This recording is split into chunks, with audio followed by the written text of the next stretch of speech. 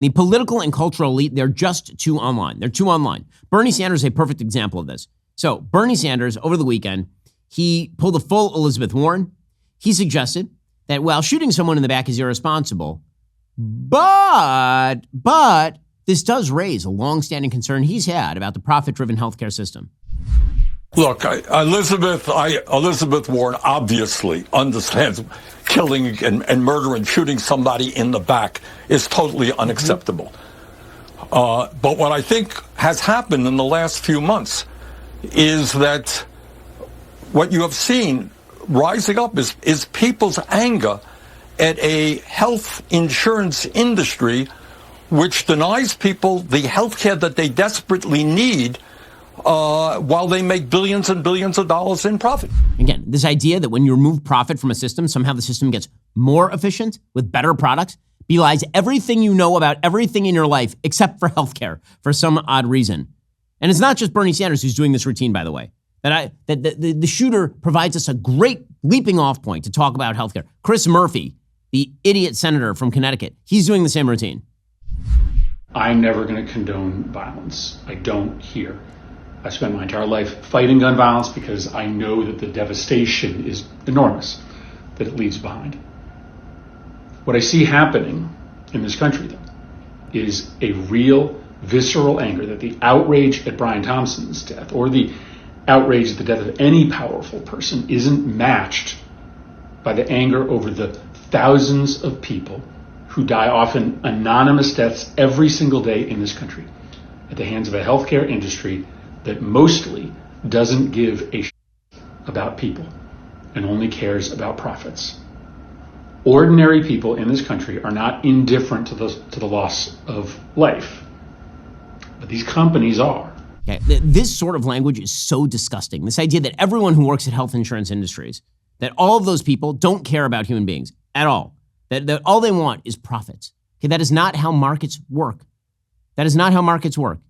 Forget about caring and not caring for just 1 second. Recognize that the grocer who provides you food, he doesn't hate you just because he's charging you for the food. The grocer who charges you food is charging you for the food because that allows them to generate more groceries. That is what that is about.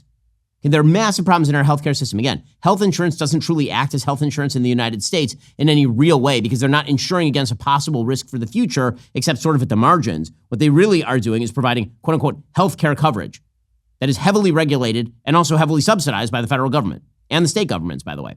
But this kind of disgusting notion that is being dumped out there, that the reason people die due to lack of healthcare is because those mean, cruel health insurance executives are trying their best to harm people.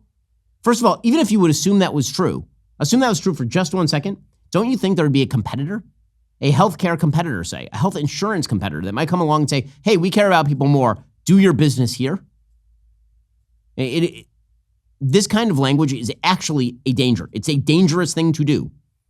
And again, it spans both sides of the aisle. You see it happen all the time. This sort of notion that if somebody disagrees with how I do my business, then it must be because they're evil and want to harm you. I've mentioned the word emotivism before. That is a phrase, term used by Alistair McIntyre. It's also used by Philip Reeve, a bunch of different philosophers.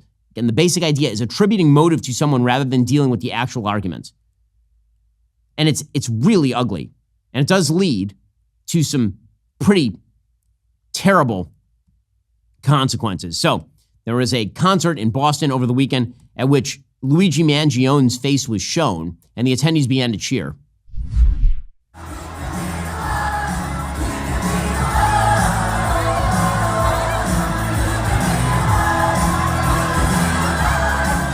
And people are dancing. This is a person who murdered someone on the street in cold blood.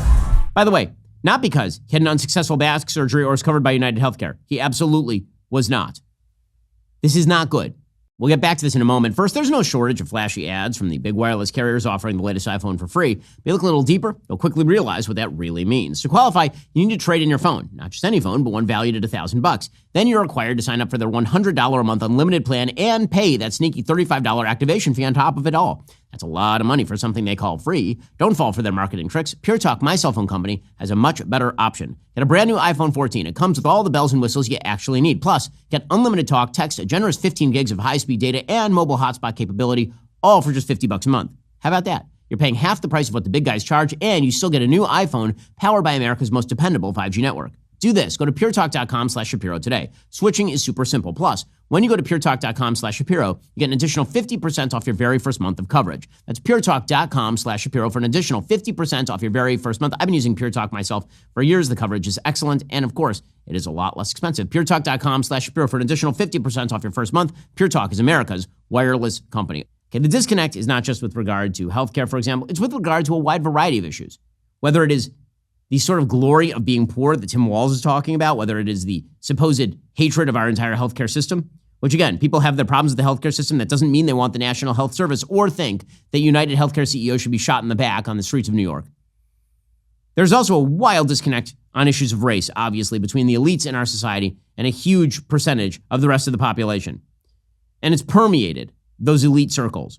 So one of the bizarre controversies of the last week is Caitlin Clark, who is the WNBA's only nameable star. The vast majority of the general public has no idea of any players other than Caitlin Clark, because of course she was this giant college star, and then she went to the WNBA. So Caitlin Clark, she did an interview in which she talked about her white privilege at length, and then Megyn Kelly called her on it, and then she spoke some more about her white privilege. Like I've said, I feel like I've earned every single thing that's happened to me over the course of my career. But also, I grew up a fan of this league from a very young age. Like, my favorite player was Maya Moore. Like, I know what this league was about. And like I said, like, it's only been around 25 plus years. So I know there's been so many amazing black women that have been in this league, and continuing to uplift them, I think, is very important. And that's something I'm very aware of. And like I said, like, I try to just be real and authentic and, you know, share my truth. And I think that's very easy for me. Like, I'm very comfortable in my own skin. And that's kind of been how it is my entire life. Sharing her truth. Well, she's saying the things she knows she has to say, obviously. It's not enough, though. It's not enough. She said she acknowledges her white privilege, and she wishes to use her voice on behalf of all of the black NBA stars. Okay, well, is that going to help her one iota? Absolutely not. Here, for example, is WNBA team owner Sheila Johnson ripping Caitlin Clark, who's the co-owner of the Washington Mystics. I know you didn't know that there was a team called the Washington Mystics because, hell, no one knows there's a team called the Washington Mystics. Here she is ripping Caitlin Clark and the fan base for liking Caitlin Clark, saying it's only because Caitlin Clark is white. Why couldn't they have put the whole WNBA on that cover and said the WNBA is the league of the year because of all the talent that we have?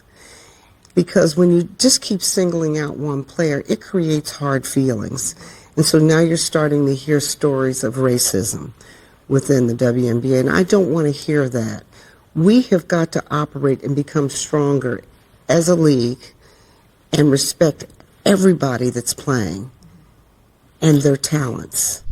Hey, you're not putting the entire WNBA on the cover because not everybody can fit, and nobody knows who any of those people are. By the way, 31% apparently of the entire Washington Mystics ticket sales this year came in 2 games. I will give you a guess as to which player was featured in those 2 games. It was Caitlin Clark. Caitlin Clark is single-handedly responsible for 1/3 of all your ticket sales this year, and you're about it. You're complaining about it. That disconnect, this is why people are annoyed. This is why people are annoyed with the radical left, which they're just too online. Are you tired of the lies and the twists of the mainstream media talking points? Yeah, me too. Join me in my newest series, Fact, where I dismantle and bring truth to this tiring mainstream agenda.